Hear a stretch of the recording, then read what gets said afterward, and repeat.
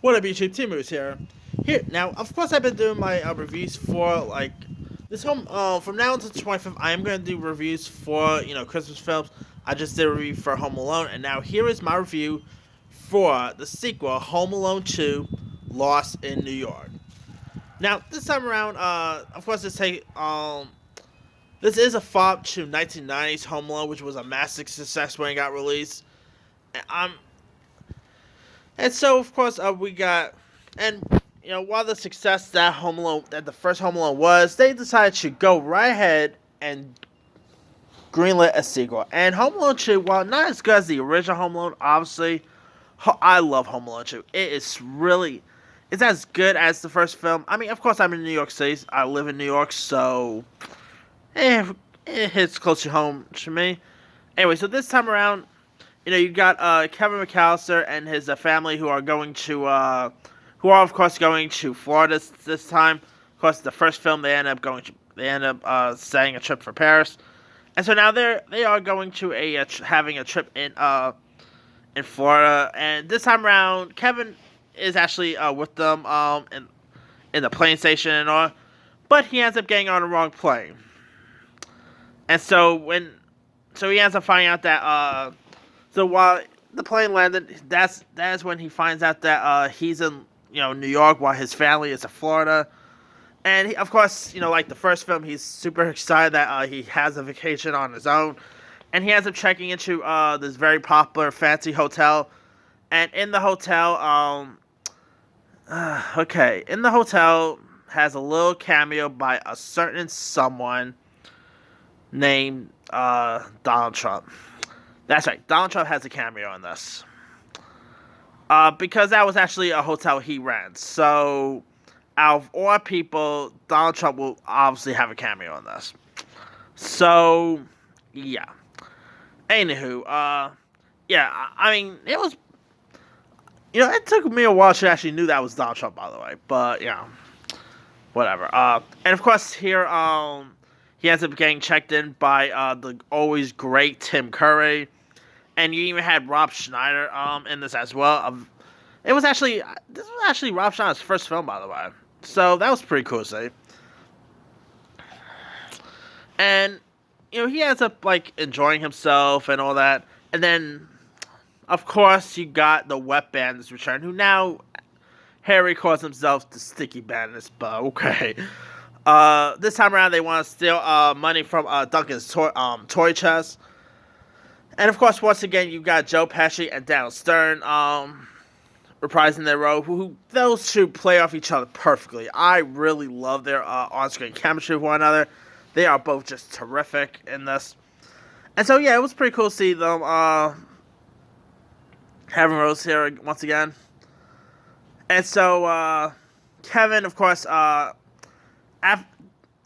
once pretty much Tim Curry's character ends up finding out that Kevin stole the credit card. He didn't know it was his dad's at the time, but of course the parents ended up going to the hotel to pretty much try see if they could reunite with the kid. But of course Tim Curry and Tim Curry pretty much scared the kid off as if he was a creepy clown. And so now Kevin is, of course, all alone in New York, wandering Central Park, which, by the way, I've been born and raised in New York City. Never walk around. I can tell you firsthand, Central Park is really like that in real life. Gets pretty creepy in real life. I never, ever walk around Central Park at nighttime. But, of course, he ends up having a really nice friendship with this bird lady portrayed by... Dang, I forgot the actress name. Dang, she won an Oscar for My Left Foot. Not Louise. Dang, I forgot the actress name. But she's actually a pretty good actress too. I can't believe I forgot her name. Dang it. I liked her as an actress too, but dang it. Alright, her name will ring a bell. But anyway, I really do like their chemistry together. And then, of course, Kevin, does his traps once again in this like warehouse, and the traps he sets is just how on earth had Harry and Marv not died from their injuries has always been beyond me. Because the stuff like the traps and stuff that happens to them is insane. It's just really insane to watch. But they're pretty much fun, and yeah, and I got Home Alone 2 is just this movie still holds up. It's so darn funny, so clever. Of course, they did do other Home Alone movies as well. Like we had Home Alone 3 and Home Alone 4, 5. I'm not really interested in other sequels, but the Home Alone 2 is just a terrific watch. It's a terrific sequel. It does not surpass the original, obviously. But, I mean, it's still such a good one, and I just always adore Home Alone 2.